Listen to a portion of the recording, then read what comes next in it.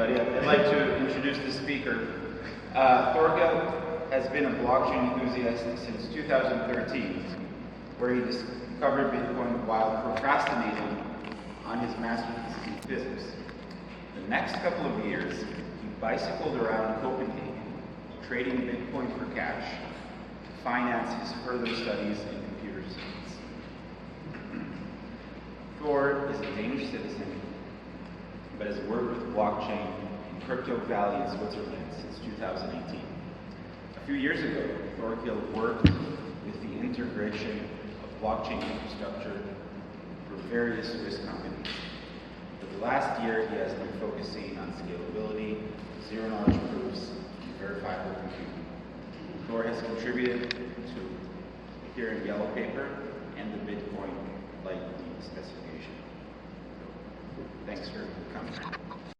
Thor, as you know, and I'm the co-founder of a Swiss company called Thorkil Software, and we're working with blockchain technology and cryptography out of Crypto Valley in Switzerland. I want to start off with a little story to motivate how I came here. Like Ariel mentioned, I studied physics, started studying physics in 2007 in Copenhagen, and in that I think I wasn't a very good physics student because I spent more time studying the financial crisis and money and economics than I did actually studying physics. And I was very fascinated by the financial crisis at the time, and that was kind of my leeway into the world of understanding economics better. And in 2008, I'm planning a travel to the United States because I'm visiting some friends over there that are involved in the political campaign, and I'm just going over there to see, to be like an observer, to see how the presidential election of 2008 is going down. And I talk to an acquaintance of mine about that I'm traveling to the United States, and we also talk about the economics, and because right then the Lehman Brothers had just filed for bankruptcy. I think it was end of September 2008. And he hears, you're also going to visit some political guys. And he asked me, are you going to the United States to help fix the financial crisis? And like, I'm an undergraduate physics student, right? But that's, for some reason, that question stuck with me. And the first thing you can say is it's a very naive question, right? He thinks that an undergraduate physics student will help solve the financial crisis just because he's read some articles in Financial Times. But why is it a naive question? Why was that question so naive?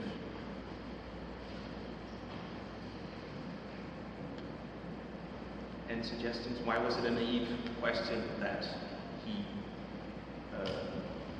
he asked? You say why was the question naive? Yeah.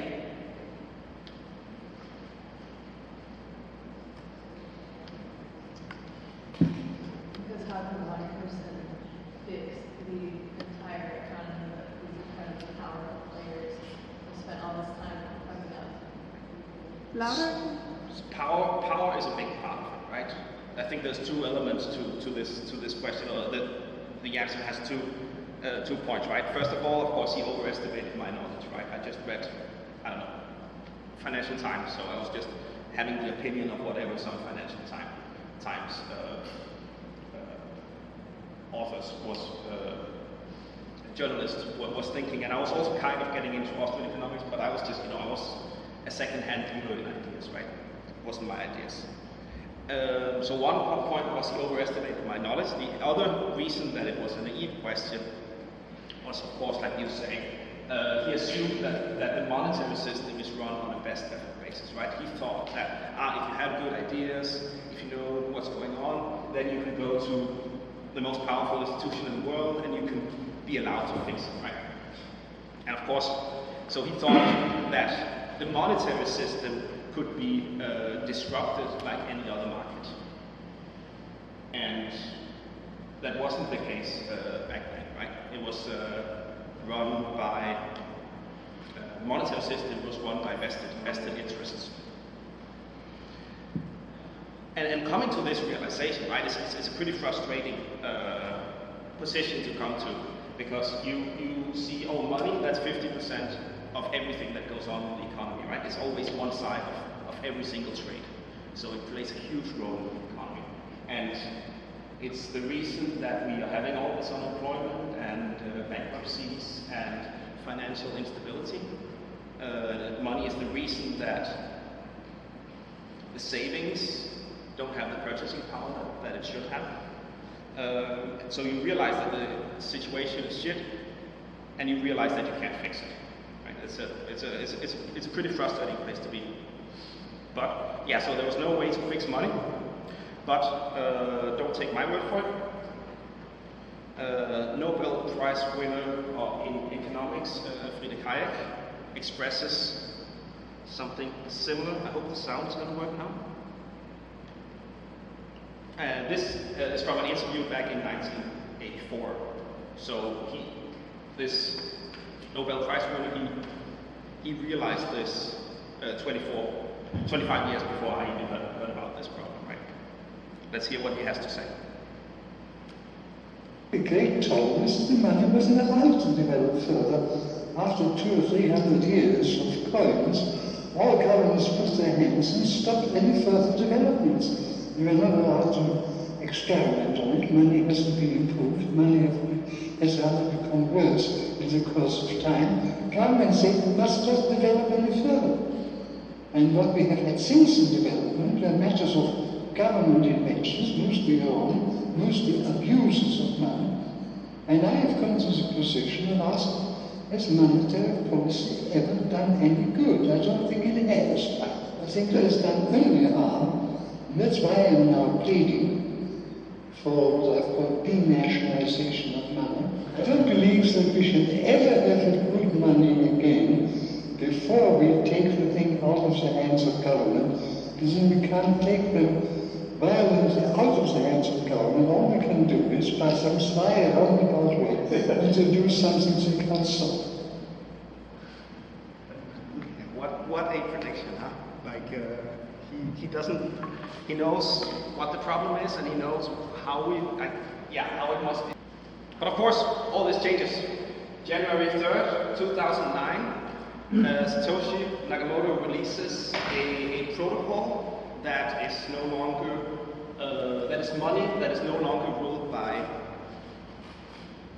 the whim of men, but is ruled by rules. So he releases something that is so decentralized, so robust, that even the most powerful political players in the world cannot change its rules. So he fixes this frustration, right? He lowers the barrier of entry to compete in the market for money.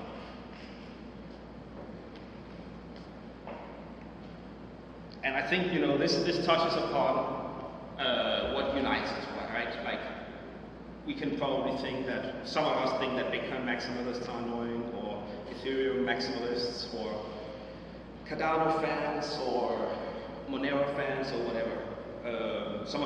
We might have, internal squabbles, right? But I think this touches upon what unites us. What unites us is that we think that money should be subject to competition, just like any other good in the market. Because only through competition and low barriers to entry can we find the best solution.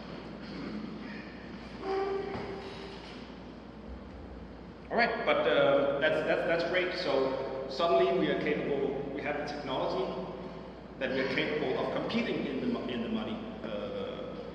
market for money, right? We allow competition in the market for money. But if we allow competition in the market for money, then we better have some kind of idea about what qualities money should have. And you can ask different economists, and they'll come up with different answers. But most of the time they'll mention these 6 properties, qualities that money should have. Maybe they'll come up with some more, but they'll usually mention these six points, right? So money should be divisible, and it's easiest to explain what that means by coming up with a counterexample. So if you have a gold bar, 12.7 kilos, 24 karat gold, and you want to buy groceries, that's not very convenient. Like, that gold bar will buy you groceries for, I don't know, 10 lifetimes. So you can't really use that to pay for a trip to Walmart.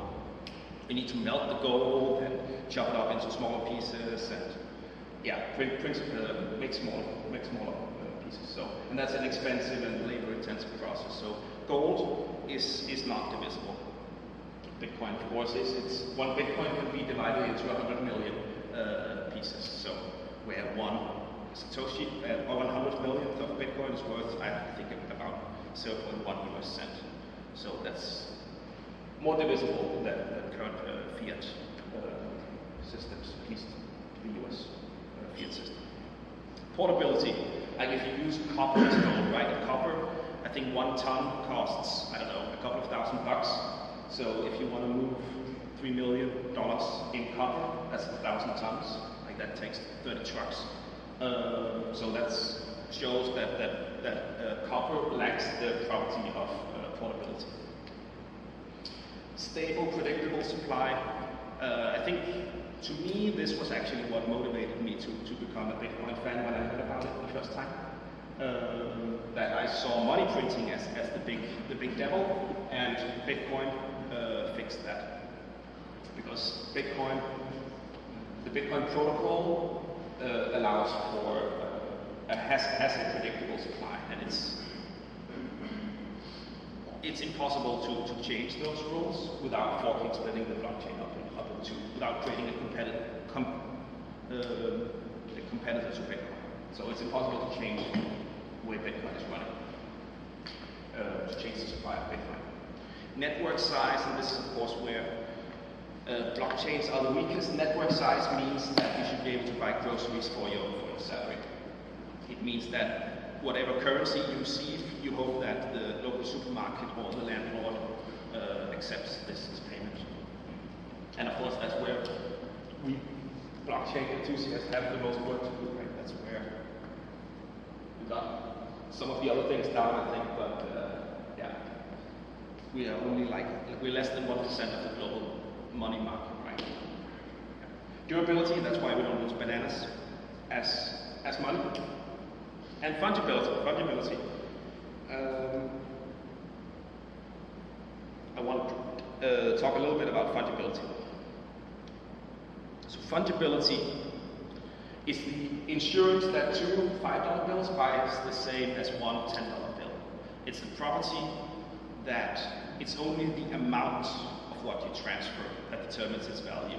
It's not its history or its serial number or any other specific property that you could identify with the transfer. It's the value of what you receive is fully uniquely identified by the amount that you receive. That's how I would define fungibility.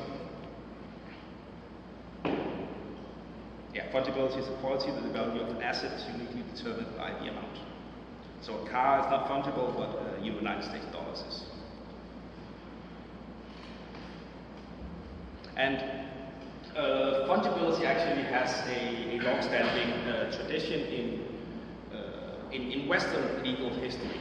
In Scotland, paper money was introduced in 1695, and it quickly became a huge success. It replaced silver coins and gold coins, and there were all kinds of weird problems with silver coins and gold coins. Like people would take a silver coin and they would try to what's the English word?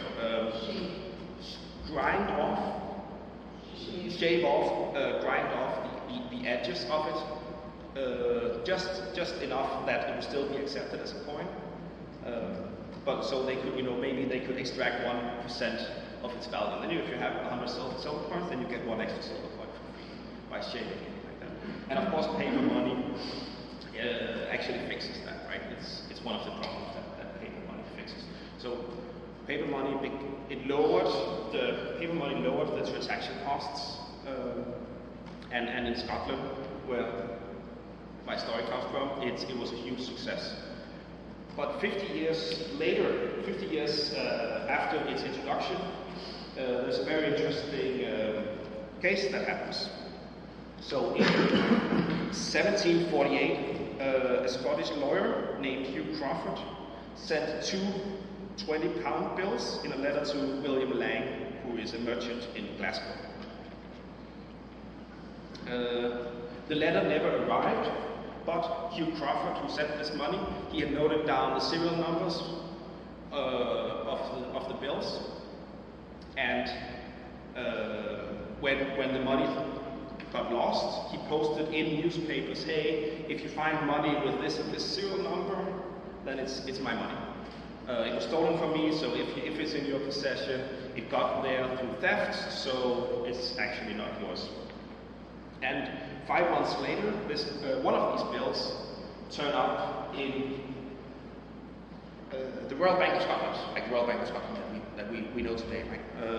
So I think it's in December 1748, one of these bills show up.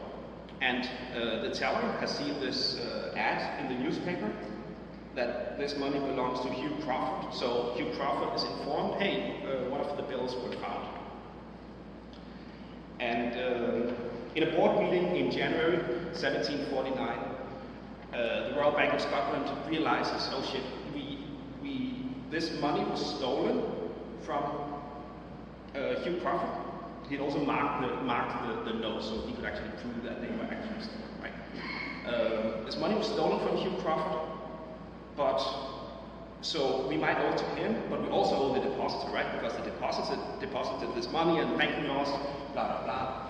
Like we owe the same money twice, and that was a problem. So even though they originally informed Hugh Crawford that his money was found, they decided to take the case to court. And from a property rights perspective, it's a simple case, right? It's you cannot retain property over an object that was acquired through theft, even though it has passed through multiple layers. So if someone steals your TV and it gets traded, it's still your TV. So if it gets found, it will be returned to you.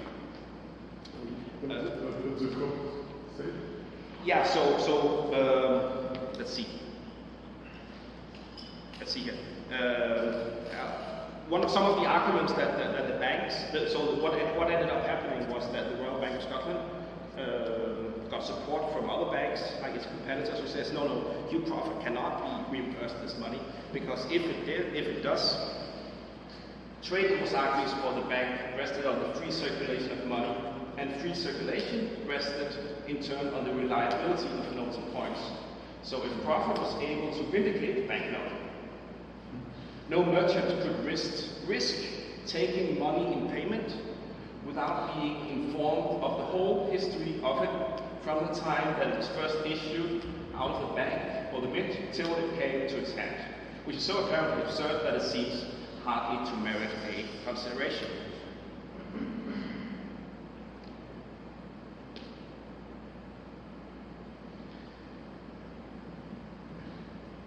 And this was what the bank said and the court said in the 18th century about the whole history. No. This is arguments that the bank's lawyer present to the court. So already this is a quote from the 18th century. Yes, that's 1748. So they say, hey, if you allow Hugh Crawford to get his money back, any person accepting notes need to know the whole history of that note in order to accept it, and that would render the notes useless, so we cannot allow him to get it back. And the bank, the court sides with the bank, and the specific legal arguments that they used in this was that spending money was not transferring money from one person to another, instead it was considered consumption. So they redefined the transfer of money as consumption, and since you cannot vindicate that which has been assumed. Hugh Crawford was out of luck. So with this court ruling, the fungibility of money was ensured from a legal ruling, right? So you can say that this is fungibility by fiat, fungibility through a court ruling. And this case created precedents. So the trust in notes rose because of this court ruling. So it kept on being more and more widely adopted. And a similar ruling actually comes out of England 10 years later. So those two cases, helped pave the way for paper money.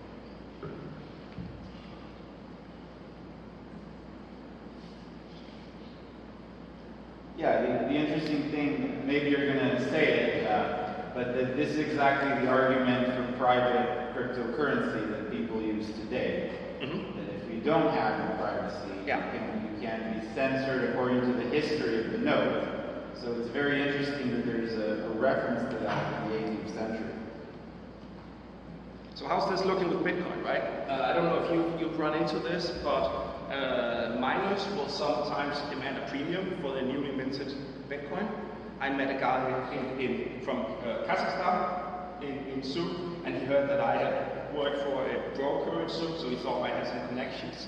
And he wanted a 4% markup on his newly minted Bitcoin. And you can see there are other examples of this online. So that kind of paints a problem, right? We have a problem that Bitcoin is not fungible, but we have a legal tradition, we have a legal Western tradition saying that, indicating that it's actually quite important that money is fungible. So, how do we fix this, right? What do we hope for a benign court ruling stating that Bitcoin is fungible? No. We need a protocol solution for that. After all, isn't that the promise of the blockchain, right? The promise of the blockchain, as I see it, is that we don't have to rely on benign court rulings, so we don't have to rely on institutions behaving well for our money to work. If we can fix it on a protocol solution, right? Blockchain supporters didn't go to government and say, hey, you need to stop printing money. No, we invented a better solution. And just like we did that for fixing the money supply, we need to do that with fungibility as well. And that's why we tried the software, or building a new layer 1 blockchain with built-in fungibility. So we tried the software. We aim to achieve real fungibility through scalable privacy. And we want to use 21st century cryptography to create a better currency. So what are the problems out here, right? Because you might say, well, Monero and Zcash, they already exist, right? What problem are you trying to fix? Well, if you look at some of the different characteristics of money, then you can see that the non-private blockchains, non-private blockchains, seems to be correct. Non-private blockchains, Bitcoin and Ethereum, they're digital, they're irrevocable, good. They're not private, right? A public blockchain, you can see where money is going, and through different sources of information, you can usually link a lot of the transfers to actual individuals, actual institutions.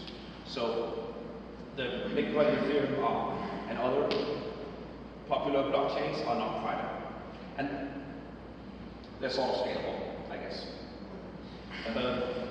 Existing privacy blockchains do have some elements of privacy in it, but they're not really scalable. And if they're not scalable, then the privacy is limited. The privacy that you can achieve is limited. And this is where we hope to position ourselves. We hope to position ourselves to be green across the board. We hope to be a digital, irrevocable, private, scalable blockchain. And what is the reason that this hasn't been achieved before? Well,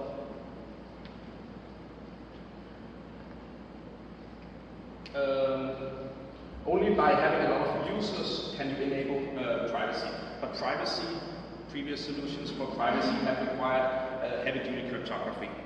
And this heavy-duty cryptography has destroyed the scalability for various reasons. And the main reason for that, I believe, is that you need the whole UTXO set of the history of the blockchain, the whole UTXO set of the history of some of these older privacy blockchains have been used as a decoy set. And that means that it's very expensive to run a node. And it also means that you have to restrict how many transactions you can allow. Because otherwise the computational cost of running a full node explodes. So the problem is that heavy-duty cryptography destroys scalability, and without scalability, you don't have enough users, and without enough users, you don't have meaningful privacy, because you don't have enough people to hide behind. Scalability. So what is Neptune? Neptune is a layer 1 blockchain with layer 2 compatibility and heavy-duty cryptography. The layer 1 blockchain guarantees irrevocability, and the layer 2 compatibility improves privacy and scalability, as well as does heavy-duty cryptography. So it's a medium of exchange, it's a store of value, and being Turing complete, it's a smart contract platform. We are guided by 5 principles when in the design of Neptune. The first one of those is irrevocability. If you receive a transaction after 1 or 2 or 3 blocks, just like with Bitcoin, you should be in a position to assume, you should be assured that money will not be, that transaction will not be reverted. And the way that we think irrevocability is best achieved is through proof of work.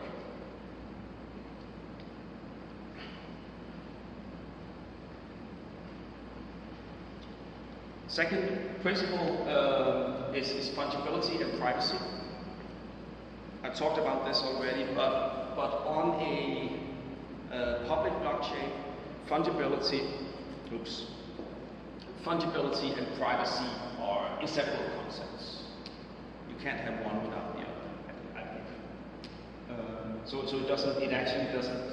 It maybe reveals a little bit about your economic perspective, which word you use for this, or your political perspective, which word you use for this. But I think they are inseparable concepts on a public blockchain. And so with combining zero-knowledge proof with commitments that hide the amounts outside observers cannot see transaction details, we use some other techniques to achieve privacy. We use coin join and pop group to further increase privacy and fungibility.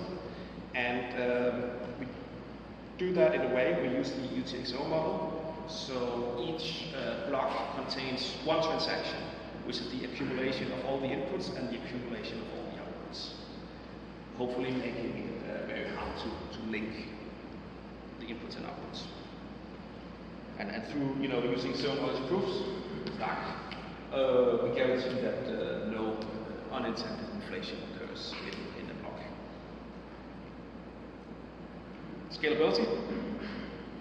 Scalability we define as 2 qualities. How expensive is it to run a full node, a trustless full node, and what is the transaction throughput? How many transactions can you handle per minute or per second? previous attempts at making privacy coins, we believe, were not scalable. And when I'm saying that, I'm referring to Monero, Zcash that have some scalability issues.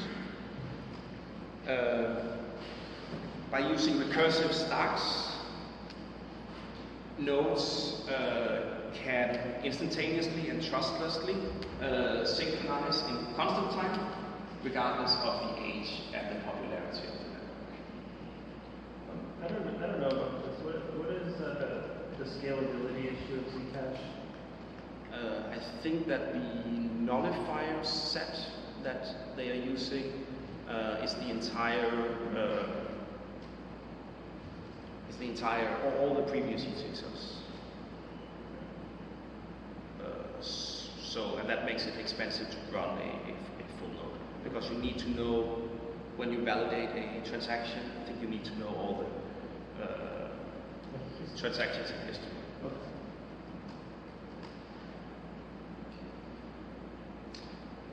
Like I said, we use the UTXO model because it's naturally compatible with off-chain transactions, like.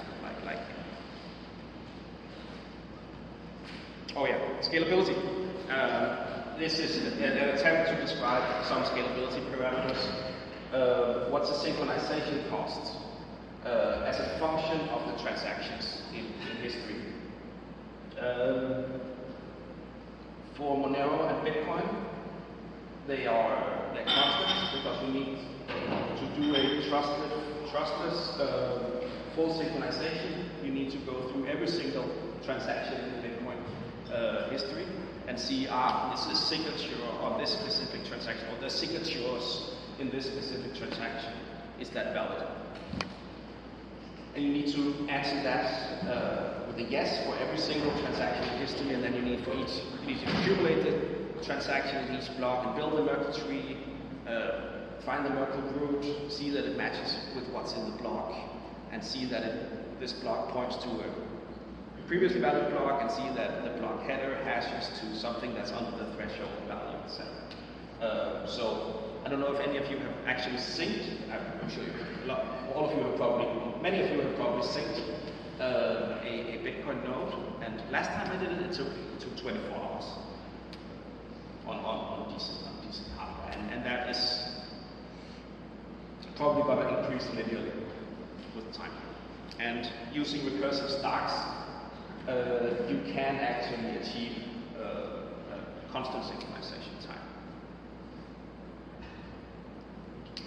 What does it cost to verify a transaction, a specific transaction? Let's say you receive a transaction.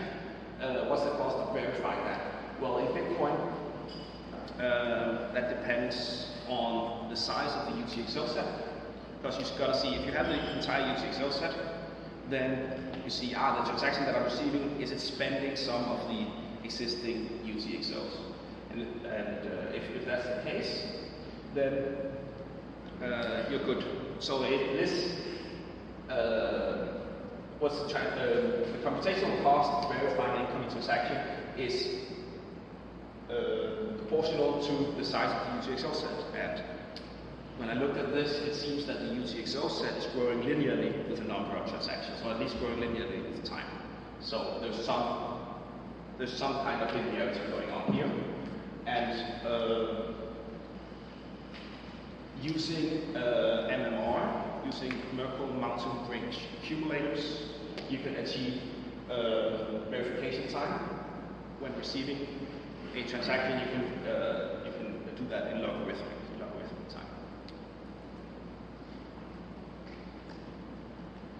PostQuantum Security is the fourth principle with which we're designing this blockchain. As you probably know, existing popular blockchains, Bitcoin, Ethereum, and Monero, can be broken if a large-scale quantum computer is invented. And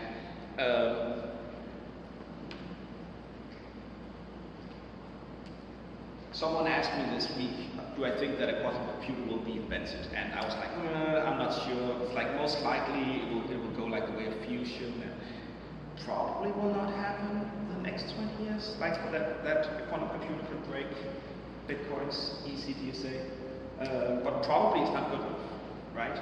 Because just that the chance of that happening means that you don't want to put your life savings in Bitcoin, I think. Or at least it means that some people will not put their life savings in Bitcoin. So just the theoretical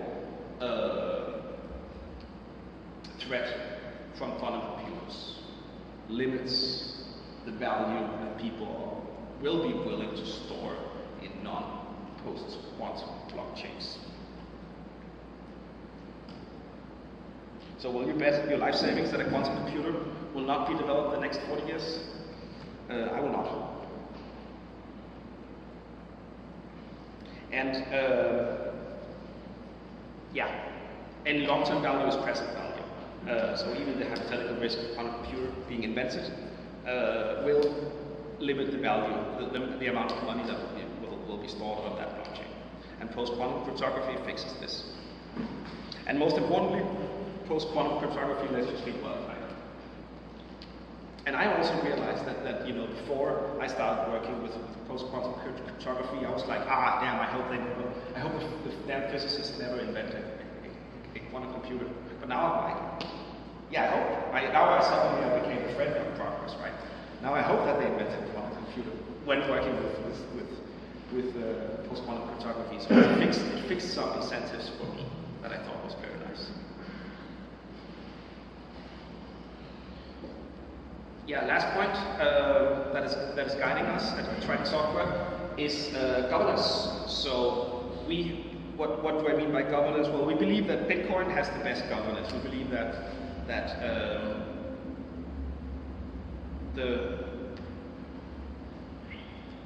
the lack of centralized leadership that Bitcoin has, the consensus-driven protocol updates that happen, we believe that that's the way to go.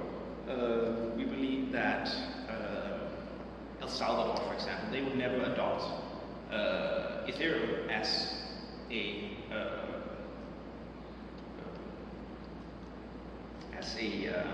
what's it called? Official money as legal tender. El Salvador would never adopt Ethereum as legal tender because A, it's a little bit opaque about how the monetary supply will develop in the future, and B, it seems that some people have an outsized power influence over that blockchain. Bitcoin is also governed by Bitcoin developers. Yeah, that's What's the difference between government like Bitcoin and Ethereum? What do you see? the difference. I can't point to one specific individual and say if this guy proposes something, then it's certain that it will be on the blockchain, or it's certain that it will become part of the protocol. The last upgrade that Bitcoin had was a soft fork introducing Taproot, and that was voted on. First, all the core developers said yes, and then the miners voted on it, and it needed a supermajority of 90% in order to go through. And so it needed both consensus from the core developers and a supermajority among the miners. I think.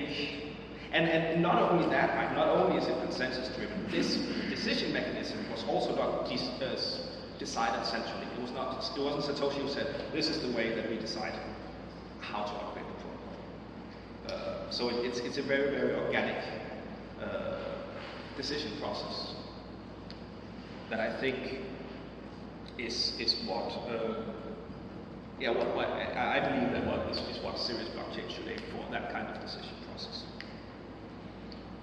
So that means that we, as a company, we will dissolve. So we will develop a blockchain. We will probably make some protocol changes the first 2 years of that blockchain's life. But the founding body, Triton Software, will dissolve automatically in December 2025. we'll make sure to write that in every single contract that the company enters into, that we are dissolving by that date. And then at that point, the Neptune protocol must stand on its own 2 feet or fail.